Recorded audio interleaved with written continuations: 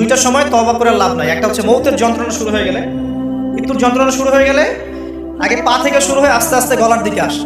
হাদিসে যেমনটা এসেছে, সূরা ওয়াকিয়ার মধ্যেও আছে যে পায়ের দিক থেকে যন্ত্রণা শুরু হয়ে আস্তে আস্তে আস্তে আস্তে এই গলার দিকে আসে, এবং আত্মাটা গলার এখানে যখন চলে আসে, এখান থেকে মালাকুল মউত আত্মাটাকে নিয়ে চলে যায় এবং চোখ দিয়ে তাকিয়ে থাকে মানুষ। রূহটা চলে গেলে মানুষ চোখ দিয়ে তাকিয়ে থাকে, দেখবেন এই কারণে মৃত ব্যক্তি তাকিয়ে থাকে, চোখ খোলা থাকে। এবং তখন আসমান থেকে সিঁড়ি নামিয়ে দেওয়া হয়, ওই সিঁড়িতে করে আত্মা চলে যাচ্ছে, ও তাকিয়ে দেখে যে আত্মা চলে যাচ্ছে। এবং মানুষ মারা যাওয়ার পরে চোখ জীবিত থাকে অনেকক্ষণ। মেডিকেল সায়েন্স যারা পড়েছে তাদেরকে জিজ্ঞাসা করবে, মানুষ ডেড হয়ে গেলেও চোখ দেখবেন আরো কয়েক ঘন্টা, হয়তো আরো নির্দিষ্ট একটা সময় পর্যন্ত চোখটা কিন্তু জীবিত থাকে।